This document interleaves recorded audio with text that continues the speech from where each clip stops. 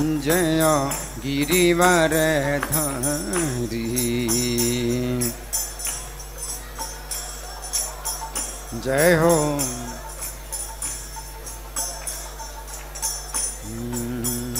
जय गोपी जन वल्लभ जय गिरिवर धारी। जय हो जय हो।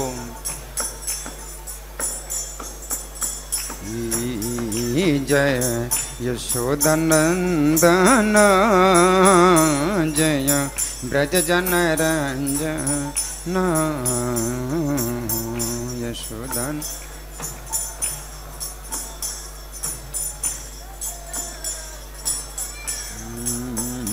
जय यशोदानंदन जय ब्रज जन रंजन यशोदा।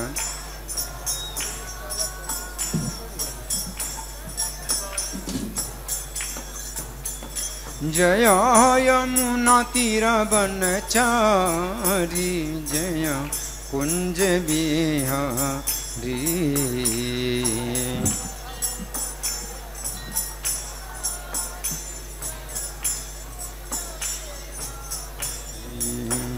जय यमुना तीर बनचारी जय कुंज बिहारी।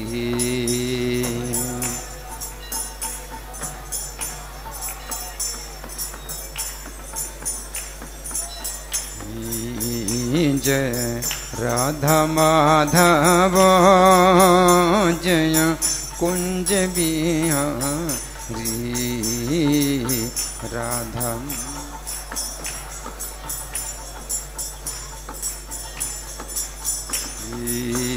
जय राधा माधव जय कुंज बिहारी। राधा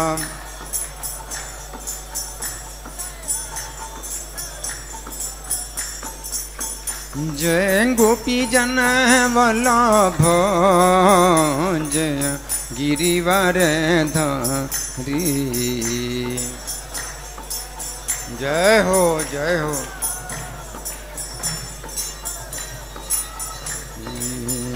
जय गोपी जन वल्लभ जय गिरिवर धारी।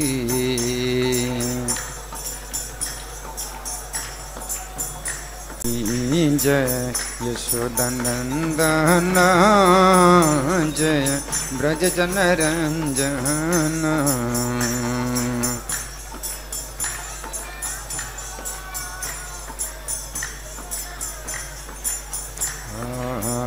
जय यशोदानंदन जय ब्रज जन रंजन।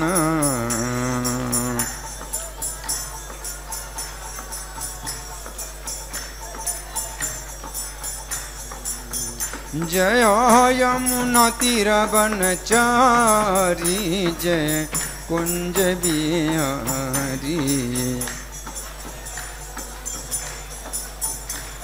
जय हो। जय यमुना तीर बनचारी जय कुंज बिहारी।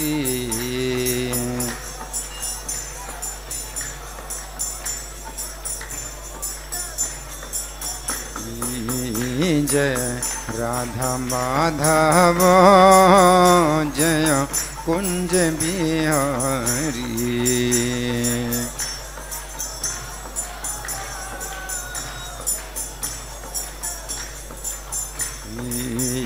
जय राधा माधव जय कुंज बिहारी।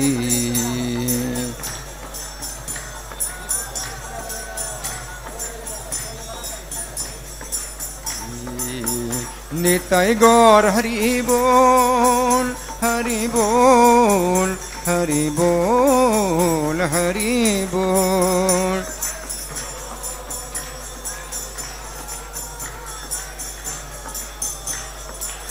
जया प्रभुपदा प्रभुपदा प्रभुपदा जय प्रभुपदा।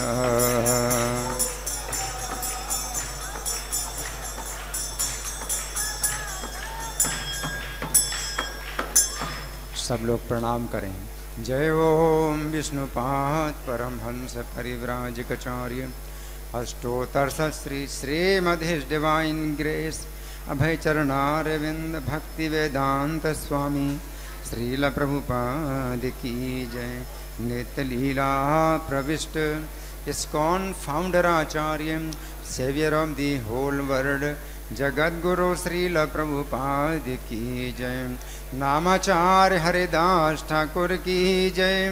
प्रेम से कहो श्री कृष्ण चैतन्य प्रभु नित्यानंद श्री अद्वैत गदाधर श्रीवासादि गौर भक्त वृंद की जय।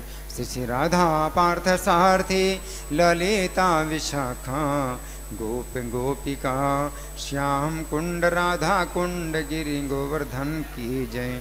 श्री श्री गौरताई की जय। श्री श्री सीताराम लक्ष्मण हनुमान की जय। श्री श्री प्रहलाद नृसिंह देव की जय। समवेत भक्त वृंद की जय।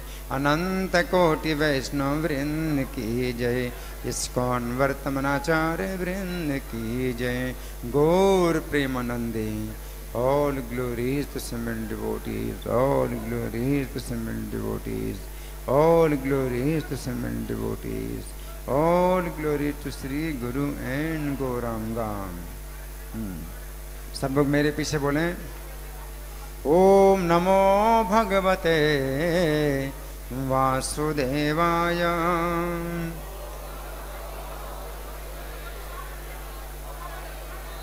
ओम नमो भगवते वासुदेवाय।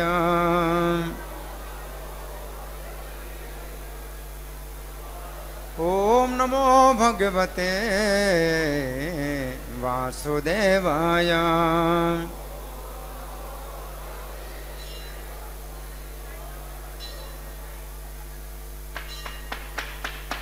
बात नहीं बात नहीं, बातें कौन कर रहा है? सबको इशारा करिए चुप रहने का। बात नहीं, बिल्कुल शांत, आपस में कोई बातें नहीं करेगा। सबको इशारा करिए, कोई बातें नहीं करे। ये भगवत गीता तथा रूप है और इसमें अध्याय 12 है। अध्याय का नाम है भक्ति योग और श्लोक संख्या है 10। ठीक है, मेरे पीछे आप लोग बोलेंगे। ठीक है, सब लोग मेरे पीछे बोलिए। अभ्यासेप्य समर्थोऽसि।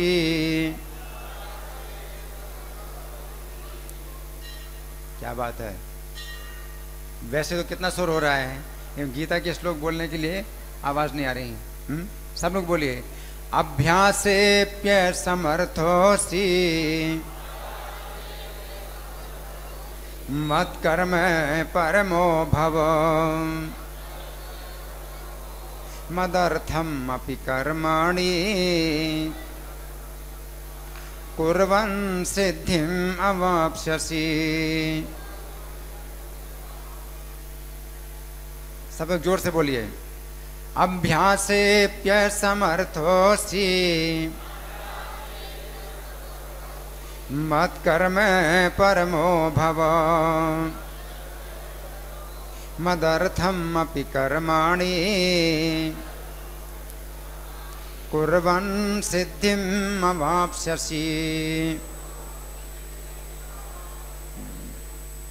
ज्यादा लोग बोल नहीं रहे हैं, जितने लोग दिखाई दे रहे हैं बोल नहीं रहे। सब लोग मुंह खोलिए, सब लोग आवाज खोलिए, खोल करके बोलिए अभ्यासेप्य समर्थोऽसि मत्कर्म परमो भव मदर्थम अपि कर्माणि कुर्वन् सिद्धिम् अवाप्स्यसि। और जोर से अभ्यासेप्य समर्थोऽसि मत्कर्म परमो भव मदर्थम अपि कर्माणि कुर्वन् सिद्धिम् अवाप्स्यसि।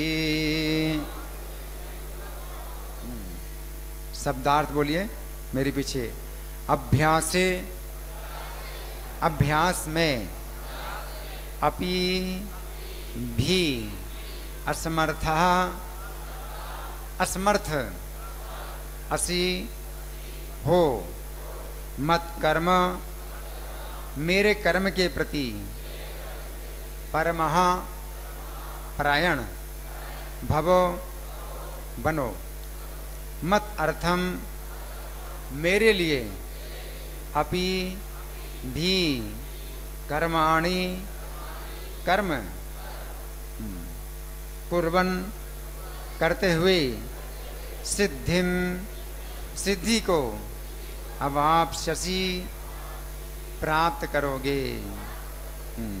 अनुवाद मेरे पीछे बोलिए। यदि तुम भक्ति योग के विधि विधानों का भी अभ्यास नहीं कर सकते तो मेरे लिए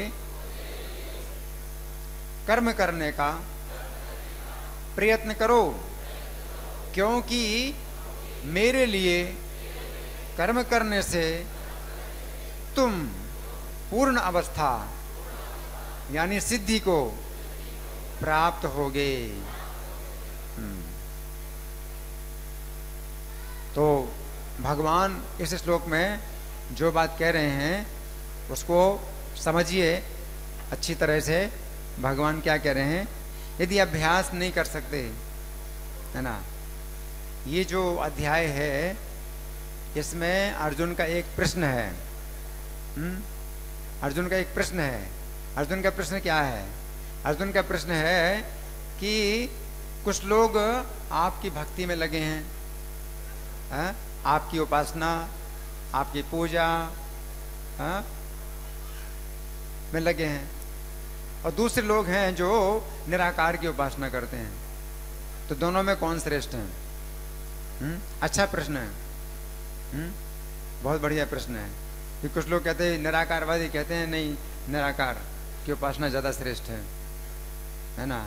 यहाँ पर भगवान जो है किसका पक्ष लेते हैं?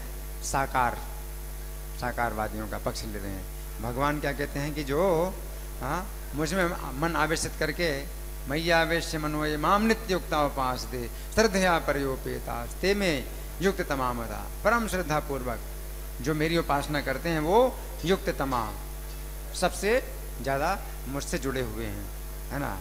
तो भगवान ने जो है मतलब ये बताया, और फिर अर्जुन को आदेश दिया कि तुम क्या करो। 8वें श्लोक में भगवान ने कहा कि मुझ में मन लगाओ, मुझ में बुद्धि को भी प्रवेश करो, तो मुझ में ही निवास करोगे, इसमें कोई संशय नहीं। मतलब सबसे सुरक्षित, सबसे ऊंची स्थिति जो है वो तुम्हारी होगी मुझ में ही। और किसमें? मुझ में का मतलब किसमें? जो कृष्ण अर्जुन के रथ पर बैठे हैं या खड़े हैं, उपदेश दे रहे हैं, उनमें, कृष्ण में, है ना। जो ब्रज में जो है जो लीलाएं करते हैं, ब्रजवासियों के साथ लीलाएं करते हैं, मथुरा में लीला करते हैं, द्वारका में लीला करते हैं, वो ही कृष्ण है। उनमें ही अपने मन को लगाओ, अपनी बुद्धि को लगाओ, है ना। तो ये भगवान ने सब सर्वोच्च स्थिति बतलाई। फिर भगवान ने 9वें श्लोक में कहा कि अगर चित्त को नहीं लगा सकते मुझ में स्थिर, मेरे नाम रूप गुण लीला, अगर मेरे इसमें अगर अपने चित्त को नहीं लगा सकते स्थिर, अभ्यास योग के द्वारा मुझे पाने की इच्छा करो। अभ्यास का मतलब है भक्ति के नियमों का पालन करो, अभ्यास योग। जैसे हम लोग करते हैं अभ्यास योग, है ना। तो नियमों का पालन करना मतलब सवेरे मंगल आरती में भाग लेना, फिर जप करना, फिर श्रृंगार दर्शन, फिर गुरु पूजा, फिर भागवतम क्लास, फिर कई प्रकार की सेवाएं दिन में, फिर शाम की संध्या आरती, फिर शाम को गीता क्लास, इस तरह से जो है दिन भर भक्ति योग के नियमों का अभ्यास करना। तो ये मतलब सेकंड प्रेफरेंस। अगर पहला कि अगर मुझ में मन और बुद्धि तुम्हारा लग गया तो फिर तो कहीं भी रहो, कहीं भी जाओ, तुम मुझ में ही रहोगे, हाँ, मेरी सुरक्षा में हो। अब ये नहीं हो सकता है, तो क्या करो, हरे कृष्ण आंदोलन में फुल टाइम डिवोटी बन जाओ, हमारी तरह फुल टाइम डिवोटी बन जाओ, है ना। लेकिन अब आज के श्लोक में भगवान क्या कह रहे हैं, अगर ये भी नहीं कर सकते, है कि नहीं, हमारी तरह अगर आप फुल टाइम डिवोटी नहीं बन सकते, है ना, ये भी ठीक है ना। तो भगवान जो है और भी चॉइस दे रहे हैं आपको, है ना, कि अगर हम लोगों की तरह आप फुल टाइम डिवोटी नहीं बन सकते तो क्या करो।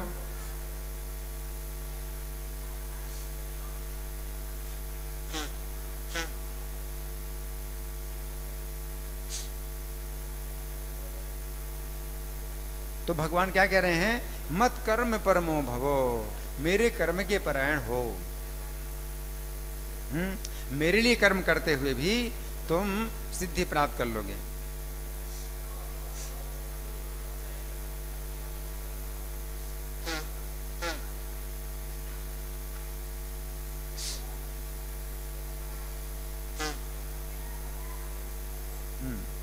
मेरे लिए कर्म करके भी तुम सिद्धि प्राप्त कर लोगे। तो सिद्धि का मतलब है कृष्ण की प्राप्ति। जीवन की सफलता क्या है, कृष्ण की प्राप्ति ही जीवन की सफलता है। तो तुम सिद्धि प्राप्त कर लोगे। तो मतलब भगवान के कहने का मतलब यह है कि निराकार की उपासना में मत जाओ, निराकार के रास्ते में जाने की जरूरत नहीं है। क्योंकि उसमें भगवान ने कहा था क्लेशो अधिक तरसते शाम, उस मार्ग में क्लेश ज्यादा मिलेगा और लाभ कम मिलेगा। जो निराकारवादी हैं तो उनको अपने मार्ग में क्लेश ज्यादा प्राप्त होता है और लाभ कम होता है। क्यों लाभ कम होता है और क्लेश ज्यादा क्यों होता है?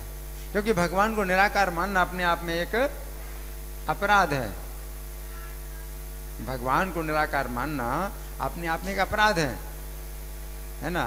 तो इसमें क्या होगा, लाभ कम होगा और कष्ट ज्यादा होगा। इसलिए भगवान बिल्कुल पक्ष में नहीं है कि आप उनको निराकार माने। और भगवान गीता का उपदेश भी कर रहे हैं और फिर भी कोई उनको कहता है निराकार है, वो बोल नहीं सकते, वो देख नहीं सकते, वो खा नहीं सकते। कितनी मूर्खता। जो भगवान स्वयं जो है उपदेश दे रहे हैं और कहते हैं कि मुझे प्रणाम करो, मुझे नमस्कार करो, क्योंकि मैं हूं, मेरा आकार है, मैं साकार हूं, है ना। वो कोई व्यक्ति कहे नहीं भगवान को हम प्रणाम नहीं कर सकते, उनका आकार ही नहीं है, हम भगवान को खिला नहीं सकते, उनका मुंह नहीं है, हम भगवान का श्रृंगार नहीं कर सकते, उनका शरीर नहीं है, और हम भगवान का गुणगान नहीं कर सकते, उनके पास सुनने के लिए कान नहीं है। तो कितना मतलब अपराध है। जैसे मैं आपसे कहूँ आपके पास कान नहीं है तो आपको कितना बुरा है। आपकी आंखें नहीं हैं, भाई साहब आपकी आंखें नहीं हैं, भाई साहब आपका मुंह नहीं है, आप बोल नहीं सकते हैं। जिसने हमें आंखें दी देखने के लिए हम देखते हैं, जिसने कान दिए हमें सुनने के लिए हम सुनते हैं, और उनके कान नहीं हैं, वो नहीं सुनते, इसलिए वो भगवान का गुणगान भी नहीं करते, क्योंकि भगवान के कान ही नहीं है सुनने के लिए, हैं। और हाँ, वो जो है भगवान की कोई सेवा नहीं करते हैं, क्योंकि भगवान की आंखें नहीं है देखने के लिए, हैं। और भगवान को भोग भी नहीं लगाते, क्यों? क्योंकि भगवान के पास मुंह ही नहीं है खाने के लिए, है? तो निराकार, तो भगवान जो है मतलब इस पक्ष में जो है बिल्कुल इस पक्ष में नहीं है कि आप निराकार की उपासना करें। क्लेशो अधिक तरस्ते साम अव्यक्ता शक्ति चेतसाम अव्यक्ता ही गतिर दुखम देह बद्धिर्वापिते, है ना। तो अब आज के श्लोक में भगवान क्या कह रहे हैं कि मेरे लिए कर्म करने में तुम पूर्ण अवस्था प्राप्त कर लोगे। और क्या चाहिए? कृष्ण को प्रसन्न करना है? तो कृष्ण को प्रसन्न करने के लिए अगर कोई सरल उपाय है तो हम जो है कठिन रास्ते में क्यों चलें? इसलिए गीता में भगवान हमें सरल से सरल बात बताना चाहते हैं जिसमें परिश्रम कम हो और लाभ अधिक हो, है ना। लेकिन फिर आपकी योग्यता के अनुसार भगवान कई चॉइस दे रहे हैं, कई तरह के चुनाव दे रहे हैं। सबसे पहला चुनाव भगवान ने कहा क्या? मन और बुद्धि मुझ में लगाओ। तो फिर तो भगवान के साथ रहोगे, भगवान से बातें करोगे, भगवान आपको पूरा दिशा निर्देश देंगे कि आपको क्या करना क्या नहीं करना, सब कुछ भगवान का नियंत्रण रहेगा, तो आप बिल्कुल सुरक्षित रहेंगे। लेकिन आपकी योग्यता नहीं है, सरल विधि तो बहुत है, लेकिन इसके लिए आप अगर योग्य नहीं हैं तो भगवान फिर दूसरी सरल विधि बताते हैं, अभ्यास योग, कि आप हरे कृष्ण मंदिर में फुल टाइम डिवोटी बन जाइए। तो इसमें जो है आपको शास्त्र साधु आचार्यों का पूरा मार्गदर्शन प्राप्त होगा और आप इसमें भी बहुत सुरक्षित रहेंगे। लेकिन ये भी नहीं कर सकते आप, तो फिर सरल उपाय, तो भगवान तो सरल बना रहे हैं, बात को भगवान सरल से सरल बना रहे हैं और आपकी योग्यता के अनुसार बता रहे हैं कि आप किस तरह से सरलता से उनको प्रसन्न कर सकते हैं। तो आज के श्लोक में भगवान क्या कह रहे हैं? अब सुनिए तात्पर्य में प्रभुपाद क्या लिखते हैं, श्रील प्रभुपाद की। यदि कोई गुरु के निर्देशानुसार भक्ति योग के विधि विधानों का अभ्यास नहीं भी कर पाता, ठीक है, गुरु के निर्देशानुसार भक्ति योग के विधि विधानों का अभ्यास जैसे हम लोग कर रहे हैं, है ना, तो वो अगर आप पूरा टाइम अगर आप नहीं दे सकते अपना इसमें, तो प्रभुपाद क्या लिखते हैं, तो भी परमेश्वर के लिए कर्म करके उसे पूर्ण अवस्था प्रदान कराई जा सकती है ना। मत कर्म, मदर्थ कर्म, मत कर्म मदर्थ कर्म, मेरे लिए कर्म करना, मेरा कर्म करना, मेरे लिए कर्म करना। आगे प्रभुपाद लिखते हैं, ये कर्म किस प्रकार किया जाए इसकी व्याख्या 11वें अध्याय के 55वें श्लोक में पहले ही की जा चुकी है। 11वें अध्याय का 55वां श्लोक है ना, अंतिम श्लोक है। 11वें अध्याय का 55वां श्लोक 11वें अध्याय का अंतिम श्लोक है, और उसमें प्रभुपाद ने बड़ी विस्तृत व्याख्या दी है, विस्तृत तात्पर्य दिया है ना। आगे प्रभुपाद लिखते हैं, मनुष्य में कृष्ण भावना मृत के प्रचार हेतु तो सहानुभूति होनी चाहिए। ये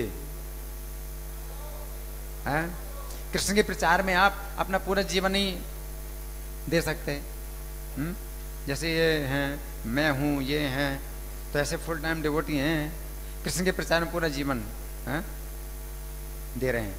लेकिन अगर आप नहीं दे सकते तो क्या सहानुभूति रखिए, प्रभुपाद कहते हैं क्या, सहानुभूति रखिए, कृष्ण के प्रचार में सहानुभूति रखिए। सह अनुभूति, सह अनुभूति का मतलब क्या है कि कृष्ण का प्रचार जो है कितना अधिक से अधिक हो, आपके अंदर ये भावना होनी चाहिए। भगवान हरि बोल, तो भगवान इस भावना से भी प्रसन्न होंगे, आपकी सहानुभूति से ही प्रसन्न होंगे, आपके अंदर सहानुभूति होनी चाहिए। सहानुभूति का मतलब क्या है, दुख में दुखी होना और सुख में सुखी होना।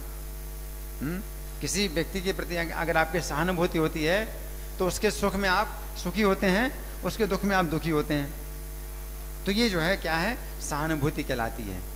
तो कृष्ण के प्रचार में सहानुभूति होना चाहिए। इसका मतलब कृष्ण के प्रचार में अगर सहायता हो रही है कहीं से, कृष्ण के प्रचार अधिक हो रहा है तो आपको प्रसन्नता होनी चाहिए, और कृष्ण के प्रचार में अगर बाधा पड़ रही है तो आपको दुख होना चाहिए, है ना। तो ये जो भावना है आपकी, है ना, इतना तो कर सकते हो, इतनी तो भावना होनी सकती है।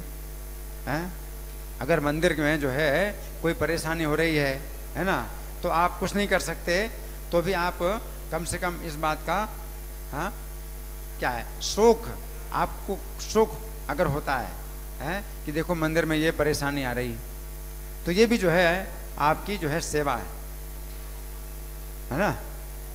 अगर आप कुछ नहीं कर सकते और मंदिर में कुछ सुविधा मिल रही है, भक्तों को प्रचार में सुविधा मिल रही है, तो आपको खुशी होती है तो ये भी आपकी सेवा है।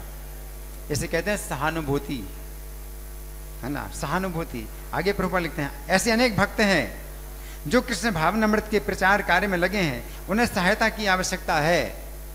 अतः भले ही कोई भक्ति योग के विधि विधानों का प्रत्यक्ष रूप से अभ्यास ना कर सके, उसे ऐसे कार्य में सहायता देने का प्रयत्न करना चाहिए। सहायता देने का प्रयत्न करना चाहिए। सहानुभूति का मतलब क्या है? यही तो, कि जितना अपना हो सके अपनी सामर्थ्य के अनुसार सहायता करो, है ना। आगे, प्रत्येक प्रकार के प्रयास में भूमि, पूंजी, संगठन और श्रम की आवश्यकता होती है। 4 चीजें। क्या? जमीन की आवश्यकता है, प्रत्येक प्रकार के प्रयास में जमीन की आवश्यकता है। पूंजी, पूंजी मतलब धन संपत्ति, धन संपत्ति की आवश्यकता है। संगठन, संगठन मतलब हाँ, लोगों की संख्या, लोगों की संख्या की आवश्यकता है। और श्रम और परिश्रम, अपना समय, आप समय की आवश्यकता है। तो 4 चीजों की आवश्यकता होती है। जिस प्रकार किसी भी व्यापार में रहने के लिए स्थान, वही भूमि है ना, उपयोग के लिए कुछ पूंजी, कुछ श्रम तथा विस्तार करने के लिए कुछ संगठन चाहिए। संगठन। उसी प्रकार कृष्ण सेवा के लिए भी इनकी आवश्यकता होती है। अंतर केवल इतना ही होता है कि भौतिकवाद में मनुष्य इंद्रिय तृप्ति के लिए सारा कार्य करता है, लेकिन यही कार्य कृष्ण की तुष्टि के लिए किया जा सकता है। तो भौतिक योजनाएं होती हैं, इंद्रिय तृप्ति के लिए भी भौतिक योजनाएं हैं। क्लबों को चलाने के लिए भी वो लोग क्या है, भूमि, पूंजी, संगठन और श्रम करते हैं क्लबों। और क्लबों में क्या होता है, इंद्रिय तृप्ति होती है ना। और कृष्ण भावनामृत के प्रचार में भी इन 4 चीजों की आवश्यकता होती है ना। और ये कृष्ण भावनामृत का जो कार्य है, ये कृष्ण की इंद्रिय तृप्ति के लिए है ना। तो सब चीजें तो वही हैं, लेकिन अंतर क्या है कि हम कृष्ण की इंद्रिय तृप्ति के लिए कार्य करते हैं और वे लोग, भौतिकतावादी लोग, अपनी इंद्रिय तृप्ति के लिए कार्य करते हैं। आगे प्रभुपाद लिखते हैं, यही दिव्य कार्य है। क्या? यही दिव्य कार्य है। यदि किसी के पास पर्याप्त धन है तो वह कृष्ण भावनामृत के प्रचार के लिए कोई कार्यालय अथवा मंदिर निर्मित कराने में सहायता कर सकता है। मान लो पैसा है, आपके पास पैसा है, तो क्या आप कर सकते हो? कृष्ण भावनामृत के प्रचार के लिए कार्यालय आप निर्मित करा सकते हो। तो उसमें आप कुछ जमीन दे सकते हो, अपनी जमीन हो या जमीन खरीद करके दे सकते हो, है ना। कार्यालय का निर्माण करा सकते हो, बिल्डिंग का निर्माण करा सकते हो, मंदिर का निर्माण करा सकते हो। अथवा वह प्रकाशन में सहायता पहुंचा सकता है। प्रकाशन, पुस्तकों की छपाई, पुस्तकों की छपाई में सहायता कर सकते हैं, है ना। तो पुस्तकों की छपाई ये बहुत ही महत्वपूर्ण कार्य है। प्रभुपाद के गुरु ने, जो भक्ति सिद्धांत सरस्वती ठाकुर थे, उनको यही आदेश दिया था, एकमात्र यही आदेश दिया था, यदि तुम्हें कभी पैसा मिले, यदि तुम्हें कभी धन मिले तो किताबें छापो। उन्होंने जो है आदेश दिया था।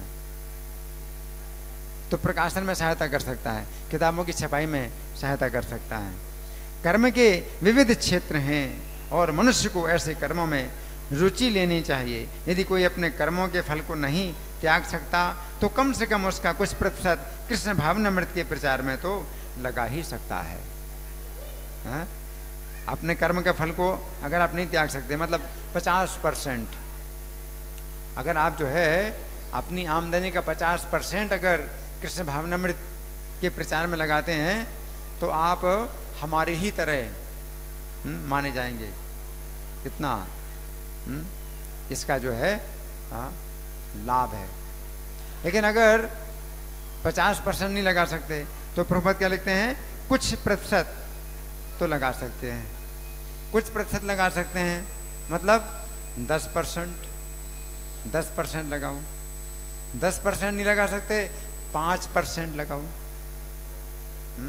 कुछ तो लगाओ, है ना, कुछ तो हिस्सा जो है कृष्ण भावनामृत के प्रचार में आप दीजिए। तो ये जो है मतलब संदेश प्रभुपाद कितना सरल, कितना सरल समझा रहे हैं, कितनी सरलता से समझा रहे हैं। भगवान ने जो है मतलब क्या कहा, इस प्रकार कृष्ण भावनामृत की दिशा में स्वेच्छा से सेवा करने से व्यक्ति भगवत प्रेम की उच्चतर अवस्था को प्राप्त हो सकेगा, जहां उसे पूर्णता प्राप्त हो सकेगी। स्वेच्छा से, स्वेच्छा से का मतलब क्या है कि आपके ऊपर हम डंडा लेके नहीं आएंगे कि ये काम करो प्रभु जी, ये काम करो, नहीं तो मेरे हाथ में डंडा देखो, ऐसे नहीं है। अपनी खुशी से, अपनी स्वेच्छा से आप जो है सेवा करें, है ना। तो कुछ लोग करते हैं, ऐसा करते हैं, उन्होंने नियम बनाया है ना, हर महीना 100 रुपया देना है, तो मेरे पास कोई हिसाब नहीं होता, वो ला करके देते हैं। कोई हर एकादशी को 100 रुपये देते हैं, कोई 200, कोई 500, उन्होंने नियम बनाया हुआ है। तो हमारी चिंता नहीं होती है कि भैया आपने दिया कि नहीं दिया, उनकी चिंता होती है देने की, तो वो देते हैं। तो इसको कहते हैं स्वेच्छा से। स्वेच्छा से इस प्रकार कृष्ण भावनामृत की दिशा में स्वेच्छा से सेवा करने से व्यक्ति भगवत प्रेम की उच्चतर अवस्था को प्राप्त हो सकेगा, जहां उसे पूर्णता प्राप्त हो सकेगी। स्वेच्छा से सेवा करना, है ना। तो स्वेच्छा का कितना महत्व है कि यहाँ पर जो है आपके ऊपर कोई फोर्स नहीं है कि भाई करना पड़ेगा, है? आपको ये डर नहीं है कि नहीं मैं नहीं करूँगा तो प्रभु जी आएंगे, डांटेंगे, या मुझे पीटेंगे, या आपकी पुलिस में रिपोर्ट देंगे। ऐसा कोई आपको डर नहीं है। आपको डर किस बात का है? केवल ये डर है कि मेरी सेवा बंद ना हो जाए, मैंने कुछ सेवा ली है, उस सेवा मेरी बंद ना हो जाए। तो वे जो है अपना हर महीना कुछ नियम बनाते हैं सेवा करने का, स्वेच्छा से सेवा। तो यही अंतर है इस भौतिक संसार में और आध्यात्मिक जगत में। जो सेवा होती है इसमें अंतर है। भौतिक जगत में सेवा होती है डर के कारण। जैसे ऑफिस में, किसी भी ऑफिस में आप काम करते हैं तो आपको डर है, आप टाइम से जाते हैं तो आपके दिमाग में डर रहता है कि अगर मैं लेट हो गया तो बॉस डांटेगा और नौकरी से भी निकाल सकता है, पैसे काट सकता है। तो आप डर के मारे आप ऑफिस में जाते हैं, टाइम पर जाते हैं, है ना। तो जितने भी काम हैं डर के कारण होते हैं, स्वेच्छा से नहीं होते। ऑफिस में कौन स्वेच्छा से काम करता है? कि आपको ओवर टाइम ना मिले आप काम करेंगे ऑफिस में? कोई नहीं करता। अगर ओवर टाइम नहीं मिलेगा तो आप कौन काम करेगा किसी ऑफिस में? कोई नहीं। लेकिन यहाँ मंदिर में, है ना, ओवर टाइम करने के लिए आते हैं स्वेच्छा से। प्रभु जी मुझे सेवा दीजिए, मैं क्या करूं? तो स्वेच्छा है ना। तो भगवान के धाम में ये मतलब भावना रहती है कि वहां पर किसी को जो है मतलब फोर्स नहीं किया जाता। भगवान का धाम है वैकुंठ में या गोलोक में, है, जितने भी भक्त हैं हमारी तरह हैं, स्त्री पुरुष सब वहां पर भी हैं। वैकुंठ में, गोलोक में सब स्त्री पुरुष, घर परिवार समाज सब कुछ है? लेकिन वहां पर किसी के ऊपर फोर्स नहीं होता कि आपको जो है भगवान की ये सेवा करनी पड़ेगी और नहीं करोगे तो आपको जो है ये दंड दिया जाएगा, पनिशमेंट, या क्या बोलते हैं उसको, फाइन, है ना, पेनाल्टी देनी पड़ेगी कि आपने ये काम नहीं किया, आपने ये सेवा नहीं की। तो वहाँ पर कोई ऐसा पेनाल्टी नहीं है, ना वैकुंठ में ना गोलोक में। लेकिन सब लोग सेवा करते हैं, उनको जो है सेवा करने की इच्छा होती है। सेवा, अगर उनको सेवा ना मिली, अगर उनकी सेवा छूट गई, अगर उनकी सेवा बंद हो गई तो यही सबसे बड़ा उनका नुकसान है। और सेवा ही जो है उनका सबसे बड़ा सुख, सेवा में ही उनको सुख मिलता है। तो ये जो है मतलब भाव है, इसको कहते हैं स्वेच्छा पूर्वक सेवा करना। और भौतिक जगत में नहीं है ना, अगर ऑफिसों में जो है मान लो 5 दिन का सप्ताह होता है, सोमवार से शुक्रवार तक, तो सोमवार से शुक्रवार तक जो है काम करते हैं ऑफिस में, और 2 दिन की छुट्टी होती है, तो कोई नहीं मांगता कि मैं जो है ऑफिस में काम करूंगा, शनिवार और इतवार को मैं ऑफिस में काम करूंगा, कोई नहीं मांगता। तो फिर अपनी मतलब घूमने फिरने का या कुछ और करने का, हाँ, मजा लेने का अपना कुछ प्रोग्राम बनाते हैं, सब बनाते हैं, है ना। लेकिन वहाँ पर नहीं है। गोलोक धाम में भगवान का जो है वर्णन हुआ है, लक्ष्मी सहस्र शत संभ्रम सेव्यमानम गोविंदमादि पुरुषम तमहम भजामि। लक्ष्मी सहस्र शत संभ्रम सेव्यमानम, तो सैकड़ों हजारों लक्ष्मियां, सत सहस्त्र का मतलब 100,000, 1,00,000, सत सहस्त्र संभ्रम सेव्यमानम, संभ्रम पूर्वक सेवा करती हैं कि भगवान को सेवा की कोई आवश्यकता नहीं है, लेकिन लक्ष्मियां उनकी सेवा करती हैं, संभ्रम पूर्वक सेवा करती हैं। संभ्रम का मतलब है उनको इसी बात का भय होता है कि कहीं हमें सेवा से ना निकाल दें।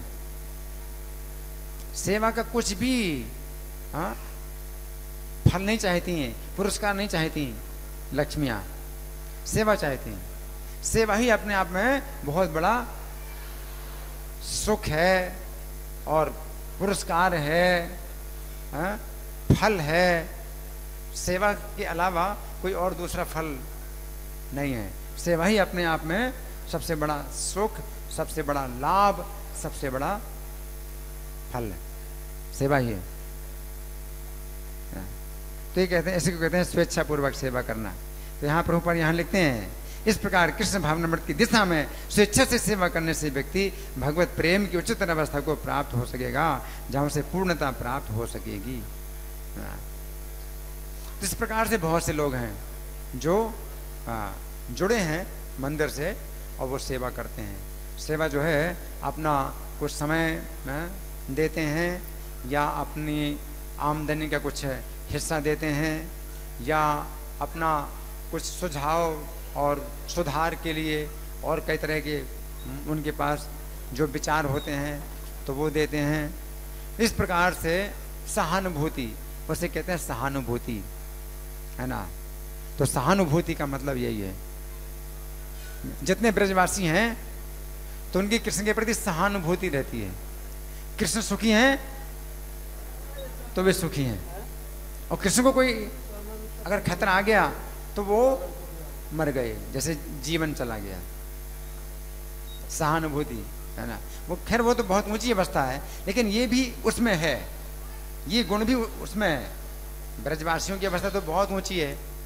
ब्रजवासियों की अवस्था थोड़ी हम कहते हैं कि भाई ब्रजवासियों की अवस्था मतलब यहाँ पर भगवान वो बता रहे हैं, लेकिन मैं बता रहा हूँ कि ब्रजवासियों में भी वो चीज़ तो है ही है, जो कि भगवान आपसे कहते कम से कम ये तो करो। तो ब्रजवासियों में ये सहानुभूति भी जो है बहुत तीव्र मात्रा में है, बहुत तीव्र मात्रा में कृष्ण के प्रति सहानुभूति। जैसे कि कृष्ण जमुना जी में जब कूदे, तो कृष्ण जमुना जी में कूदे तो स्वेच्छापूर्वक विहार कर रहे हैं, खूब पानी को जो है मतलब मंथन कर रहे हैं, मथ रहे हैं पानी को, है ना, आनंद ले रहे हैं कृष्ण। तो जितने बछड़े थे और बालक थे वो देख रहे थे, उसमें तो ठीक है, लेकिन जैसे ही कालिया सर्प आया 101 फन उसने कृष्ण के शरीर में काटा, जगह जगह कृष्ण के शरीर में काटा और कृष्ण के शरीर को लपेट लिया, कृष्ण के शरीर को लपेट लिया, और कृष्ण हो गए निश्चेष्ट, कृष्ण बिल्कुल निश्चेष्ट हो गए। ये देख करके ही बालक और बछड़े मूर्छित हो गए, मूर्छित, ये देख करके कि कृष्ण संकट में है। हालांकि कृष्ण को कोई संकट नहीं है, हैं? ये भी उनका आनंद है, कृष्ण है उसका भी आनंद ले रहे हैं, लेकिन वो सोचते हैं कि कृष्ण संकट में है, तो वे क्या हो गए, मूर्छित हो गए, है ना। और जो कदम का पेड़ था, जो कदम का पेड़ था, जिस पेड़ से कृष्ण कूदे थे, वो हरा भरा था। बाकी जितने भी पेड़ पौधे थे वो सब सूख चुके थे, क्योंकि काली सर्प के विष की ज्वाला से जो हवा, वो पानी जो है खोलता रहता था विष के कारण, काली दह का पानी खोलता रहता था विष के कारण, और उसकी जो हवा, उस पानी को स्पर्श करके जो हवा चारों तरफ जाती थी, उसे सब पेड़ पौधे जल चुके थे। मतलब कोई पेड़ पौधा, एक ही पेड़ जो है हरा भरा था कदम का, जमुना जी के किनारे, क्योंकि उसमें गरुड़ जी जब अमृत का कलश लेके जा रहे थे तो एक बूंद अमृत गिर गई थी, तो वो जीवित था, लेकिन वो भी जो है सूख गया, वो सूख गया पेड़ भी। यहां तक कि बछड़े और बालक की तो बात दूर है, यहां तक कि पेड़ भी जो है, जो कि कभी नहीं सूखा, अभी भी है वो जीवित, कदम का पेड़ काली दह में। पानी तो अब वहां पर नहीं, जमुना जी दूर हो गई हैं, लेकिन तो भी वो अभी हरा भरा, उसका जो है तना बिल्कुल सूखा हुआ है, सूख गया है, लेकिन तो भी दूर दूर से जो है उसमें वो शाखाएं निकलती जा रही हैं, है ना। तो वो तुरंत सूख गया। इसे क्या कहते हैं, सहानुभूति। सहानुभूति जितने ब्रजवासी, और ब्रज में जो है कृष्ण के ऊपर ये संकट आने से ब्रज में कई प्रकार के उत्पात होने लगे, जमीन में और आकाश में अनेक प्रकार के उत्पात होने लगे, अपशकुन।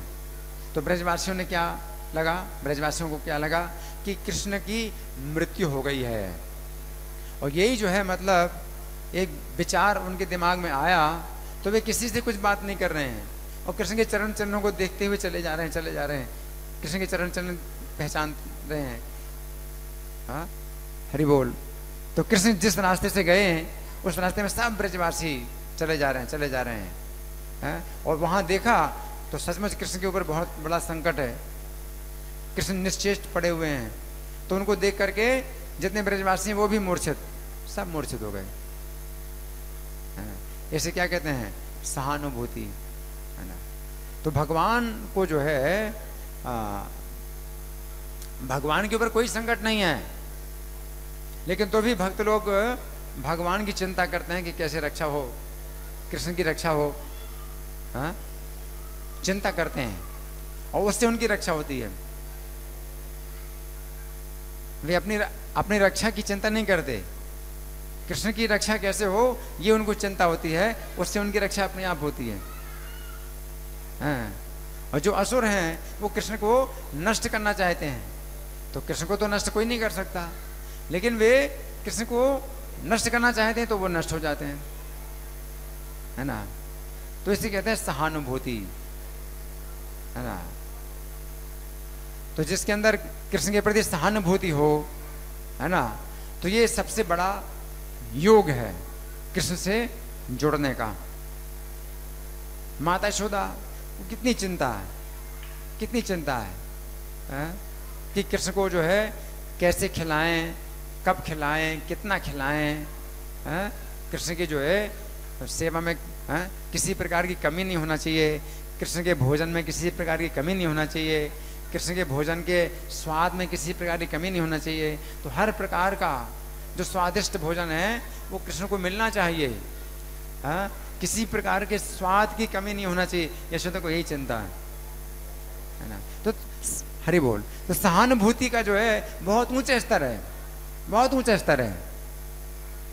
तो इतना ऊंचा स्तर तो हमें नहीं प्राप्त हो सकता, हम नहीं कर सकते, इतना ऊंचा स्तर तो नहीं हो सकता।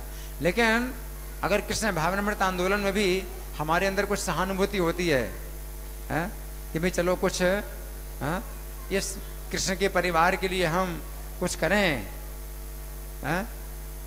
कुछ अपनी ओर से योगदान करें, कुछ सहयोग करें, है ना, तो इस सहानुभूति भी क्या होगी, आपको कृष्ण से जोड़ देगी, है ना। तो जितने ब्रजवासी हैं उनको अपने खाने की चिंता नहीं है, अपने जीवन निर्वाह की चिंता नहीं है। जीवन निर्वाह अपने आप होता है, भगवान की व्यवस्था से अपने आप होता है। जीवन निर्वाह की चिंता नहीं है। अपना खाना, सोना, सुरक्षा, इन सब की कोई चिंता नहीं है। सब आवश्यकताएं अपने आप होती हैं। और भगवान के धाम में, गोलोक धाम में भी किसी को चिंता नहीं होती है कि कैसे रोज का भोजन मिलेगा, एक महीने का भी राशन, एक महीने के राशन की चिंता होती है। एक महीने के लिए हमारे पास है कि नहीं है, 2 महीने के लिए हमारे पास है कि नहीं, 1 साल के लिए हमारे पास है कि नहीं, कि कैसे खाएंगे। तो यही चिंता होती है। पेट की चिंता होती है, घर मकान की चिंता होती है, अपनी सुरक्षा की चिंता होती है। तो वो कोई चिंता नहीं, वो कोई चिंता नहीं। उनको कृष्ण की चिंता होती है, कृष्ण के प्रति सहानुभूति कैसे करें, है ना। तो ये भावना, ये है कृष्ण भावना अमृत, कृष्ण भावना अमृत, है ना। और इससे उल्टा क्या है, विष, है ना। किस प्रकार की भावना, अपनी इंद्रिय तृप्ति की भावना, ये विष है। तो कृष्ण भावना अमृत है और अपनी इंद्रिय तृप्ति की भावना ये विष है। तो लोग जो है विष खा रहे हैं, अपनी इंद्रिय तृप्ति की भावना का विष खा रहे हैं। सब लोग अपनी इंद्रिय तृप्ति के लिए चिंता करते हैं कि मेरी इंद्रिय तृप्ति कैसे होगी, मैं कितना बटोर लूं, कितना मैं सुखी हो जाऊं, कितनी इंद्रिय तृप्ति कर लूं, है ना। तो ये जो है मतलब भावना विष है। और ये आंदोलन जो हरि कृष्ण आंदोलन है, ये आपको अमृत प्रदान कर रहा है। किस प्रकार का, कृष्ण भावना का अमृत। तो प्रभुपाद ने बड़ा अच्छा शब्द का प्रयोग किया है, क्या, कि कृष्ण भावना अमृत की दिशा में स्वेच्छा से सेवा करने से व्यक्ति भगवत प्रेम की उच्चतम अवस्था को प्राप्त हो सकेगा। इतना, है ना। आपको तो अभी चिंता है ही है, अपने घर की, परिवार की, सब चलाना है, कुछ करना है, सब चिंता है। अपनी नौकरी की चिंता है ना, कई तरह की चिंताएं हैं। उनमें से एक चिंता आप जो है कृष्ण भावना अमृत की दिशा में भी ले लीजिए, कि मेरा इतना योगदान है, मेरी इतनी सेवा है, मुझे करना है। और ये मुझे करना है, क्यों करना है, क्या आपके ऊपर कोई फोर्स किया गया है कि ये करना पड़ेगा और नहीं तो आपको ये दंड दिया जाएगा? नहीं, आपके ऊपर कोई फोर्स नहीं किया जा रहा है, कोई दंड का भय नहीं है, लेकिन आपको केवल अपनी ओर से सहानुभूति के कारण आपको ये सेवा करनी है। आपकी सहानुभूति है ना। तो सहानुभूति, ये जो सहानुभूति है, ये कृष्ण भावना अमृत की दिशा में आपकी सहानुभूति है, तो ये आपको कृष्ण भावना भावित बना देगी। तो ये आपको कृष्ण भावना भावित बना देगी, है ना। कुछ लोगों की सहानुभूति होती है भाई गरीबों के प्रति, गरीबों को जो है कैसे रोटी मिले, कपड़ा मिले, मकान मिले। लेकिन वे गरीब लोग क्या कर रहे हैं, वे गरीब लोग अपनी इंद्रिय तृप्ति कर रहे हैं, हाँ, जुआ, नशा, व्यभिचार, मांसाहार, ये सब कर रहे हैं। और उनकी दिशा में आपको सहानुभूति अगर हो रही है तो आप इस भौतिक संसार में बंधेंगे। कुछ लोगों भिखारी, सड़क के भिखारियों को कैसे मैं जो है ये दूं, ये सेवा करूं, वो सेवा करूं, भिखारियों के प्रति बड़ी सहानुभूति होती है। तो इसमें क्या होगा, बंधेंगे आप, जन्म मरण से बंधेंगे, हैं? क्योंकि वे कृष्ण भावना अमृत को स्वीकार नहीं करना चाहते हैं। ये अपनी इंद्रिय तृप्ति में लगे हुए हैं और जुआ, नशा, व्यभिचार, मांसाहार, इन कार्यों में भी लगे हुए हैं, है ना। और राम की उनके कार्यों में सहानुभूति हो रही है। किसी की सहानुभूति है वेश्यावृत्ति कैसे चलती रहे उसमें, या जुआ घर कैसे चले, क्लब कैसे चलाए जाएं, सहानुभूति है। तो जिस कार्य में आपकी सहानुभूति होगी उसी कार्य में आप बंधेंगे। और कृष्ण भावनामृत की दिशा में अगर सहानुभूति है है? तो क्या होगा, आप कृष्ण के साथ जुड़ेंगे, है ना, तो वो अमृत है ना। तो प्रभुपाद ये लिखते हैं, आज का जो श्लोक है कि मैंने तो वैसे ही खोला था, भगवद गीता को ऐसे खोला था, तो इसमें सबसे ऊपर जो तात्पर्य था वही मैंने लिया, क्योंकि आज का जो संदेश है ये आप लोगों को मिलना था। तो इस तरह से जो है ये संदेश प्रभुपाद की ओर से और भगवान कृष्ण की ओर से आप लोगों को मिला है। अब आप लोगों की ओर से कोई प्रश्न है या कोई चर्चा, या मैं प्रश्न करूं?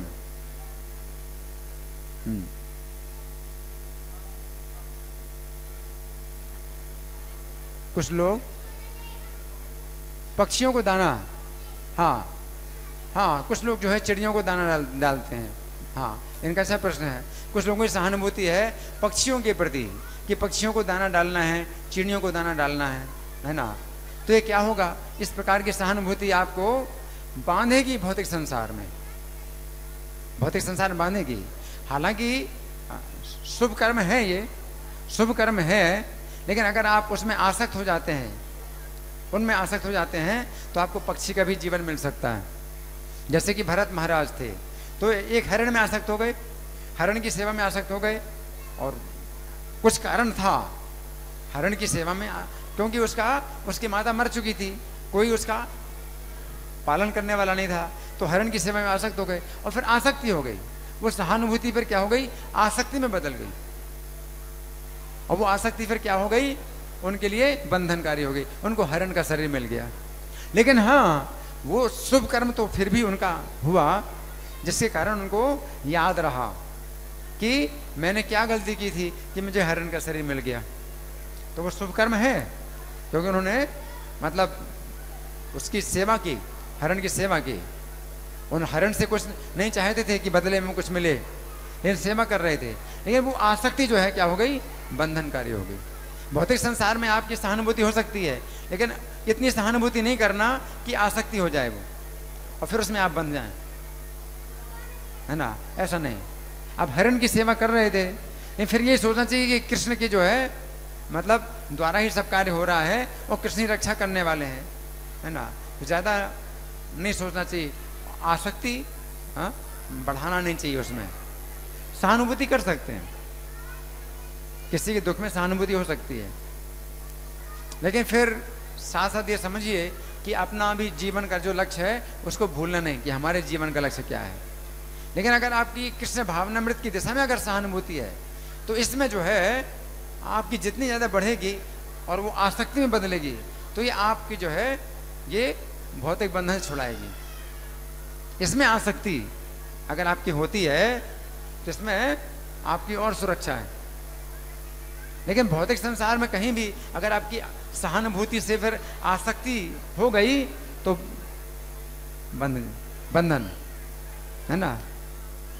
इसलिए जो है आपको बहुत संभल करके सहानुभूति रखना है, लेकिन बहुत संभल करके रखना है। दुख तो होता ही है, तो जो कृष्ण भावना भावित व्यक्ति होता है वो दूसरों के दुखों में दुखी होता है। जैसे महाराज जनक थे तो वैकुंठ जा रहे हैं, तो वैकुंठ जाने वाला विमान उनको नरक में होकर के ले जा रहा है, नरक से होकर के, नरक से गुजरते हुए जा रहे हैं। तो जब नरक में देखा कि कितने प्राणी जो है कष्ट पा रहे हैं, तो महाराज जनक ने जो है अपने विमान को रोक दिया। और नरक के प्राणी हैं वो भी कह रहे हैं कि आप रुक जाइए, रुक जाइए, आपके दर्शन से हमारा दुख बहुत कम हो गया है, आप मत जाइए, आप हमें दर्शन देते रहिए। तो महाराज जनक जो है मतलब बोले ठीक है, मैं यहीं पर रहूँगा, मैं यहीं पर रहूँगा, मैं नहीं जाऊँगा नरक में, है ना। तो यमराज बोले कि अरे आप तो जो है वैकुंठ के वासी हैं, आप जाइए वैकुंठ, इन्होंने तो ये पाप किए, ये अपने पाप का फल भोग रहे हैं। तो महाराज जनक कहते हैं लेकिन मुझे बड़ा कष्ट हो रहा है इनके कष्ट को देख करके, है ना। तो मुझको जो है मैं अपना जो है जो मैंने मतलब किया है, भजन, भगवान का भजन किया है, उसका फल मैं देना चाहता हूँ इनको। तो जितने नरक के वासी हैं वो सब वैकुंठ चले गए, है ना। अब जनक महाराज नहीं जा रहे हैं, तो यमराज बोले आप जाइए, आप क्यों रुके हैं। तो उन्होंने कहा कि अब तो मुझे नरक में रहना है, क्योंकि मैंने अपना सब भजन का फल दे दिया है। तो यमराज कहते हैं कि नहीं नहीं, आपका तो और दोगुना हो गया, आपका तो दोगुना हो गया, आपका जो पुण्य है वो तो दोगुना हो गया, है ना। इस तरह से वो भी वैकुंठ जाते हैं। लेकिन यहाँ पर मतलब हमें समझना चाहिए कि अगर कृष्ण को भूल करके अगर आप किसी के प्रति सहानुभूति रखते हैं तो फिर वो बंधनकारी है, ठीक है ना। तो हमें जो है इस बात का ध्यान रखना है। लेकिन कृष्ण के प्रति या कृष्ण के भक्तों के प्रति, कृष्ण के परिवार, कृष्ण का आंदोलन, ये सब जो है दिव्य धरातल पर हैं। इनमें अगर आपकी सहानुभूति होती है तो ये आपकी रक्षा करेगी, ठीक है। धन्यवाद। ग्रंथराज श्रीमद् भगवद गीता की जय, जगत गुरु शिला प्रभुपाद की जय। श्री श्री राधा पार्थ सारथी ललिता विशाखा गौर निताई, सीताराम लक्ष्मण हनुमान प्रहलाद नरसिंह देव की जय हो।